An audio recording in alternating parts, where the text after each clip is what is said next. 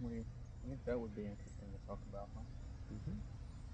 Because I know we both have probably always different enough perspectives on that to make it interesting, or even if they're similar, so figure out other ways it's recording again.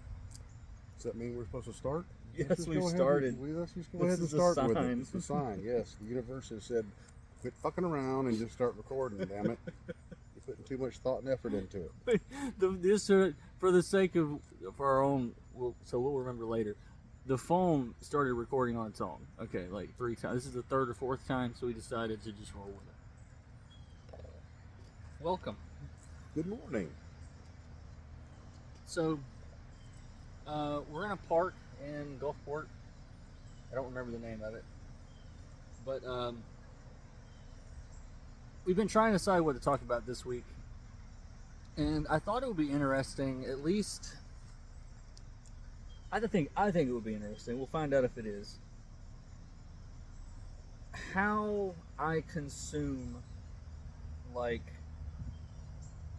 the tarot readers and channelers and everyone I used to just think was a weirdo sitting in their car talking to themselves or whatever, and like how I take it, what I think it means, how I use it to better understand myself. Does that make sense? It does. It does. And I think that it's a great topic because that's how we kind of all have to. For me, being new to the metaphysical sciences, like you just kind of alluded to, my prior self was very skeptical, to say the least.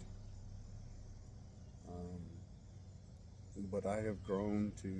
I mean, I enjoy. I get joy. I get comfort from listening to readings and stuff if they resonate for me. Sometimes you click them on there and it may be the same thing if you're watching the same video and it just doesn't hit the same. Depending on where you're at the moment, I think. But I definitely have come to use them as a tool.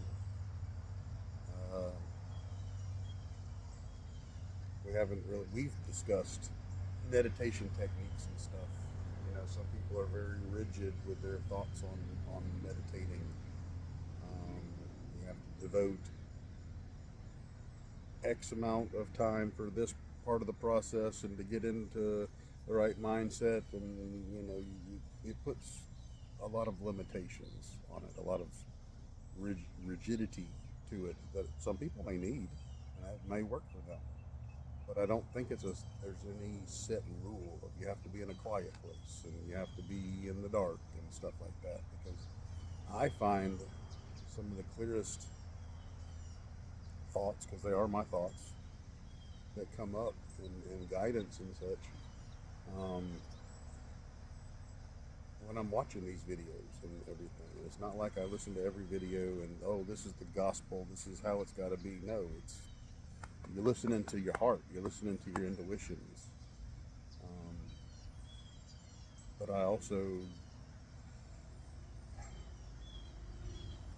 get their energy just to kind of like kickstart. It's like having a spark plug in an engine, using that energy that I can feel coming through to jumpstart my open eye meditation sessions. That's how I use it a lot. I think for me, I think it helps to understand first, like, what I think we're watching. Okay, like at least from my perspective, because if I say, to your average person on the street, I mention a tarot reading or watching a channeler, it's like that comes with all sorts of, connotations and ideas and things that really are probably not aligned with how I use these things. So like, like there's if you consider it more of a way to have several opportunities over the course of watching someone or listening to someone, several opportunities to understand your own reaction and try to understand how a given phrase comes to you and what it makes you feel like. So it's like the people that have a very like, there's, you know, like a Hollywood view of, oh, this is your future or this is this. It's like, it's up to the person that is receiving the reading to say, is what she's saying or he's saying, has this ever resonated at any point for me? It's like, is this something that I used to think? Is this something that I currently think? Is this something that I would like to believe? You know, it's like you can kind of, or you can say, this doesn't work for me at all. It's like you've got that drawer also, you know?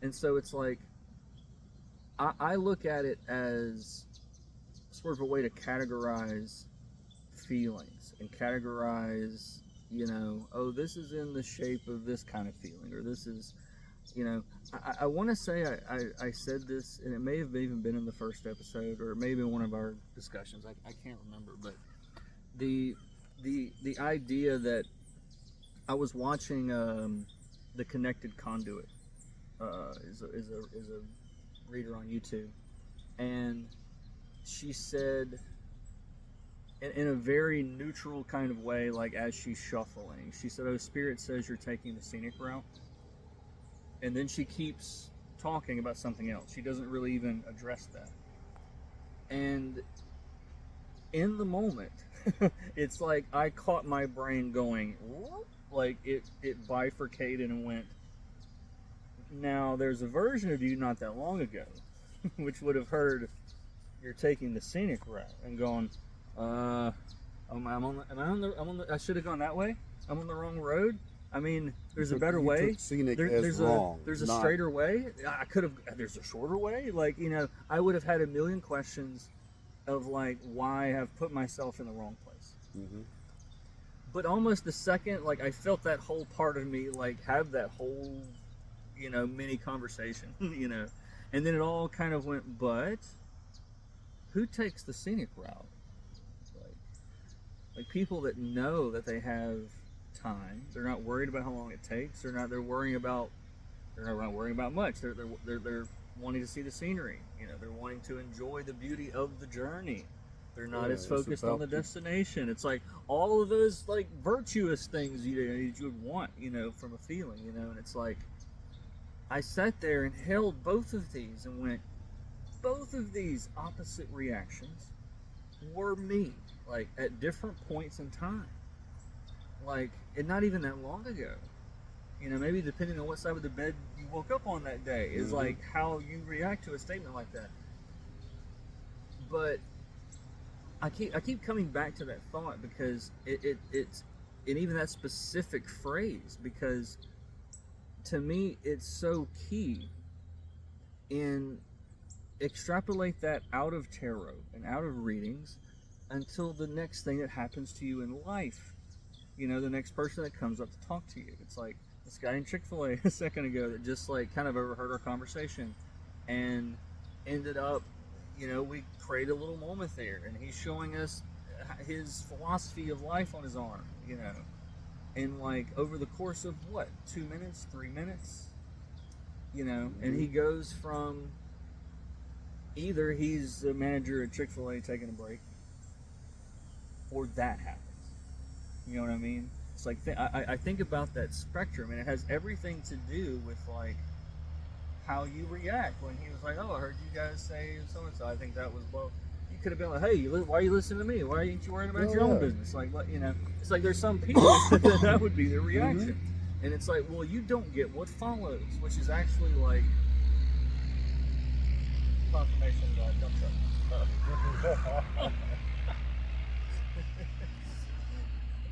But it was a blessing. I felt like it was a blessing in him coming up and giving that Exactly. testimony. Yeah. That testimony sounds so, I don't know, old life-ish. But Yes. that is what it is, though. I There's know, but nothing just wrong with a testimony. There's not. flashbacks of Less testimonials. less of, resonant yeah, spaces. Yeah. yeah. I mean, even that though, like it shows that's a word that has power. You know, like it immediately put you in church and it put you like in a certain space just because of that word. You know, and I've been thinking about words a lot lately because they're powerful. Like They are. You put it out there in the universe. That's you can when you say it, you can think it, but if you say it out loud, I don't know. There's something different about that in the way that it comes out or across, or I, you can feel the difference. And I've been trying to mindfully be doing that too. Instead of saying affirmations or whatever in my head, trying to say them out loud. It feels like it's more powerful that way. Like I think that's the purest expression of what we are is our voice, right? And I also think that everything is happening now, regardless. It's like we're making this video now. You're watching it, whoever you are, right now. When we remember having this conversation and talk about it to each other, then for us, it will be now. You know. And timeless readings, man. That's the joke. They go, this is a timeless reading. It's a big joke because there's no such thing as time. Time oscillates. Time is not linear in the way that we've been taught to believe. That's a whole other conversation, but how we spend that one moment of now that we have is critical.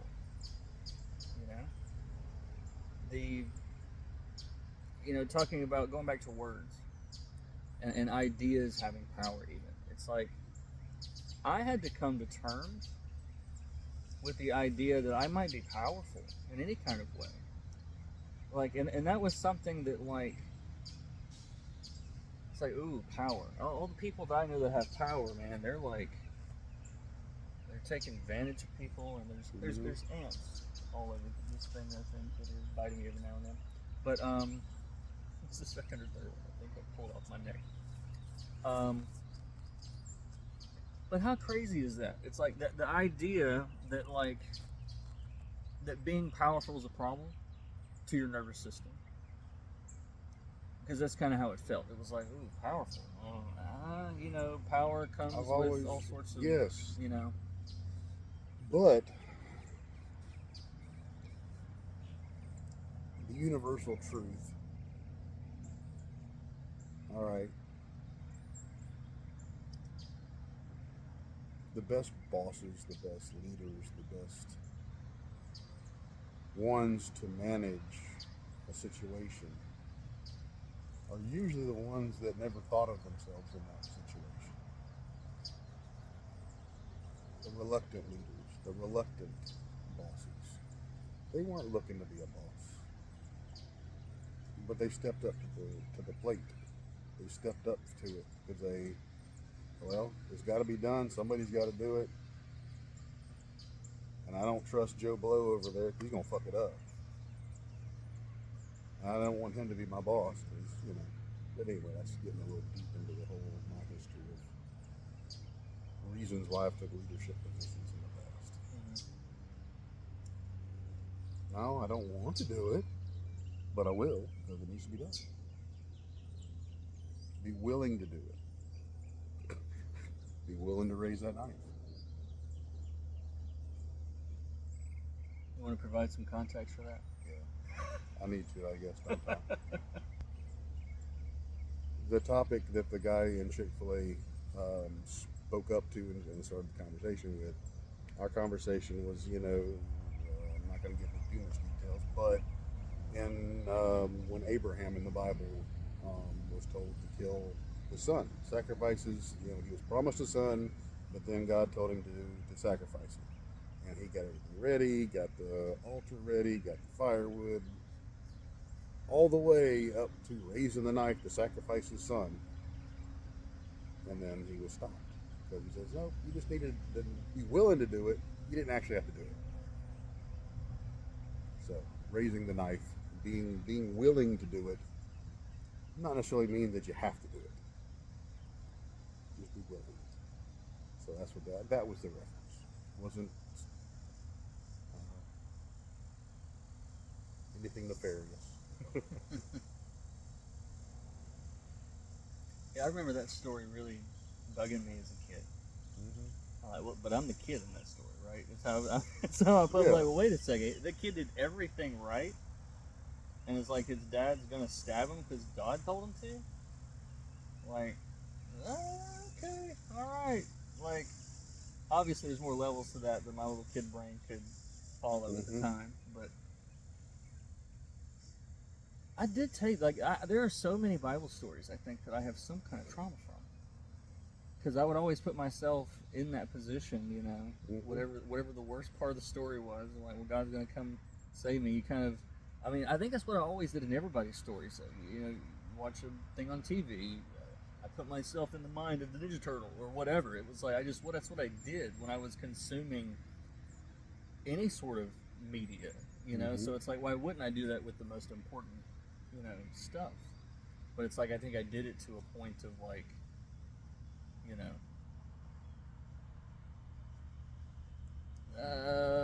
overthinking, hypervigilant detriment. Yeah. You know, for a kid that would like had an insane, still does an insane imagination, like very very powerful. You know. So it's easier for you to slip yourself in, seeing yourself in that position. Yeah, and I was always the kid in that story. Like, I don't know. That's just, I would always try to find a perspective that resonated for me, like the one that made the most sense. Because I certainly couldn't see myself just killing my son, even if God said to. It's like I remember talking to my own brother about that one time. We got into a big discussion about it. It's like, if you knew that it was God somehow, like you knew it wasn't the crazy pills, you knew it wasn't pink elephants talking, like whatever, like that's some serious ass faith, man. Like that's like 0 hour, you know, shot clock at the buzzer. Like Jesus is gonna get this. Like that's some strong faith, man. Strong faith. It's a good lesson there, though. And that does resonate with me right now.